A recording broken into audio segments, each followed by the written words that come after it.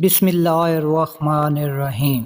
السلام علیکم پیارے ناظرین، آج ہم آپ کو سنانے جا رہے ہیں ایک ایسا واقعہ جس کو سن کر آپ کا ایمان تازہ ہو جائے گا۔ تو دوستو، آپ جانتے ہیں کہ اللہ اپنے بندوں نبیوں سے بہت محبت کرتا ہے اور ان کا امتحان ضرور لیتا ہے۔ کچھ اس طرح حضرت ابراہیم علیہ السلام کو احساس ہوا 1000 سال پہلے حضرت ابراہیم علیہ السلام ایک بار آرام فرما رہے تھے، تب ہی آپ کو نیند آ گئی۔ تو آپ کیا دیکھتے ہیں کہ اللہ تعالیٰ فرماتا ہے، جس کا مفہوم یہ ہے کہ اے ابراہیم، اپنی سب سے پیاری اور عزیز چیز کو میری راہ میں قربان کرو۔ چنانچہ صبح ہوئی تو آپ نے سوچا کہ نبی کا خواب کبھی غلط نہیں ہو سکتا، جھوٹا نہیں ہو سکتا۔ تو آپ کے پاس کافی تعداد میں اس وقت اونٹ ہوا کرتے تھے۔ آپ نے 100 اونٹوں کی قربانی دے دی۔ پھر اگلی رات میں غیب سے آواز آئی، اے ابراہیم، اپنی سب سے قیمتی چیز کو قربان کرو۔ تو پھر دوسرے دن آپ نے 200 اونٹوں کی قربانی دے دی۔ پھر تیسرے دن وہی آواز آئی تو آپ سوچنے لگے کہ میری سب سے پیاری چیز تو میرا فرزند ہے، یعنی میرا بیٹا اسماعیل ہے۔ آپ سوچنے لگے کہ اللہ کہیں یہ تو نہیں دیکھنا چاہتا کہ میں سب سے زیادہ اپنے فرزند سے پیار کرتا ہوں یا اپنے خالق حقیقی سے۔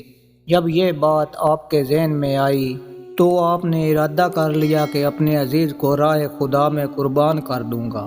پھر آپ نے حضرت ہاجرہ علیہ السلام سے کہا کہ اے ہاجرہ، میرے بیٹے کو غسل کراؤ، نئے کپڑے پہناؤ اور خوشبو لگا کر بالکل اس کو تیار کر دو، دولہا بنا دو۔ آج ہم اپنے دوست کے گھر دعوت میں جا رہے ہیں۔ بی بی ہاجرہ خوش ہو کر اپنے بیٹے کو تیار کرنے لگی۔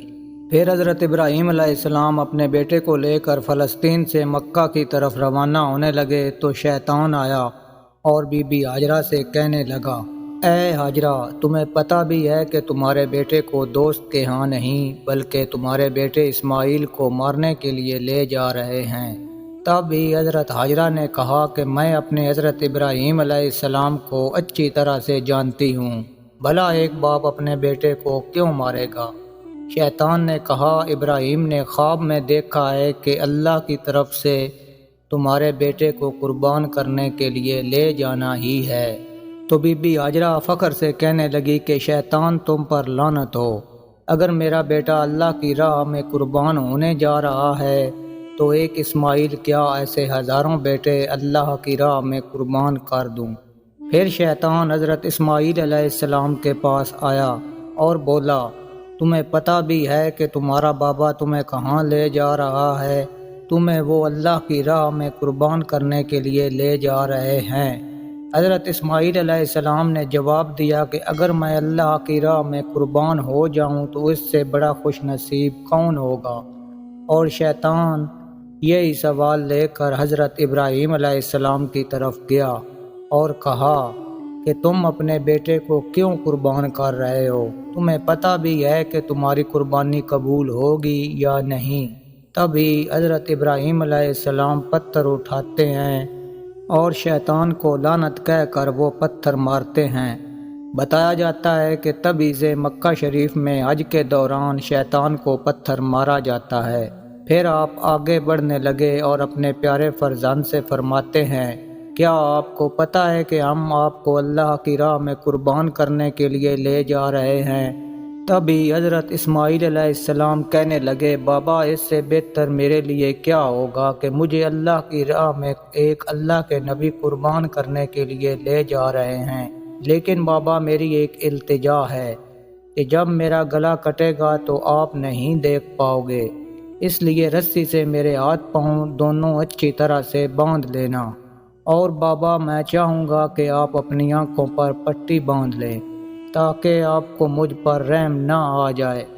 بس پھر کیا تھا، حضرت ابراہیم علیہ السلام نے اپنے بیٹے کے ہاتھ پیر باندھ دیے اور آنکھوں پر پٹی باندھ لی اور ہاتھوں میں چھری لے کر آسمان کی طرف دیکھا اور کہا کہ اے اللہ، اگر تو مجھے 1000 اسماعیل دیتا تو ہزاروں اسماعیل کو تیری راہ میں قربان کر دیتا۔